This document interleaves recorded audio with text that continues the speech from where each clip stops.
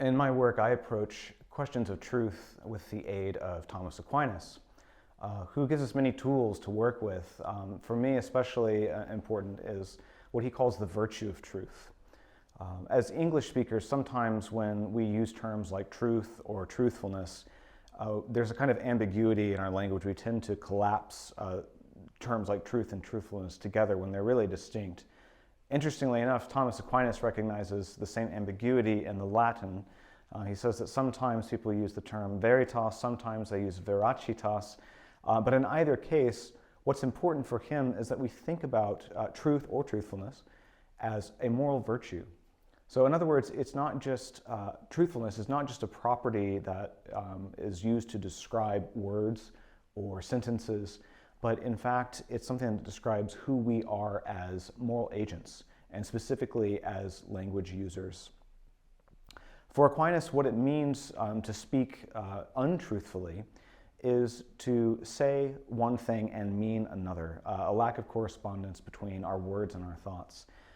For some people, that can sound very mechanical and rigid, but Aquinas actually has a very rich and humane account of human language and the many ways in which we can use words that don't necessarily bring up these difficult questions of lying and truthfulness.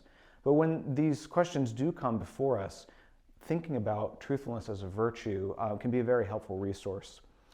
More specifically, what it does is it gives us an alternative to the two dominant approaches that we find on offer today, especially in the context of contemporary moral theology.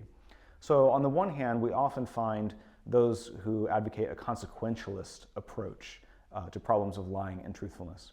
And on this approach, what's most important is the outcome of our actions. So whether we speak and tell the truth or we speak and tell a lie is less important than what results from our actions. This certainly has its advantages, but one problem with that approach is that it really doesn't give us a good account of what it means to be a language user, to use language virtuously, which is really another way of saying that it can't help us fully understand what it means to be a human being. The other popular approach is what I call rigorism, which is really a way of describing a number of different views that ultimately want to find one specific feature of lies that makes them intrinsically wrong. And oftentimes this is categorized in the form of a universal norm, sometimes by appealing to theological text or perhaps the Decalogue, the 8th commandment, you shall not bear false witness against your neighbor. The problem with this approach is that it really can't do justice to all of the different ways that we in fact speak against truth.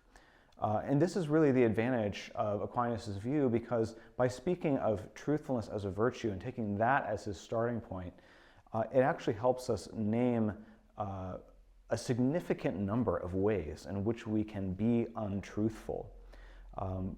So for example, it's not just a matter of telling a lie. It could also be a matter of speaking the truth out of turn, without considering what he calls the due circumstances. So there actually are times where it's appropriate to hold the truth back. That's part of the virtue of truth, is knowing when to speak the truth and when not to speak the truth. Another valuable aspect of this approach is that it can help us name the different sins of speech and distinguish them from mundane forms of lying.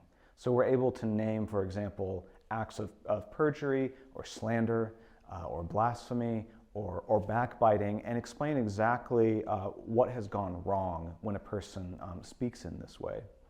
So I think that there's a lot that we have to learn from Aquinas by thinking about truthfulness as a virtue, because as he says, it has truth as its end.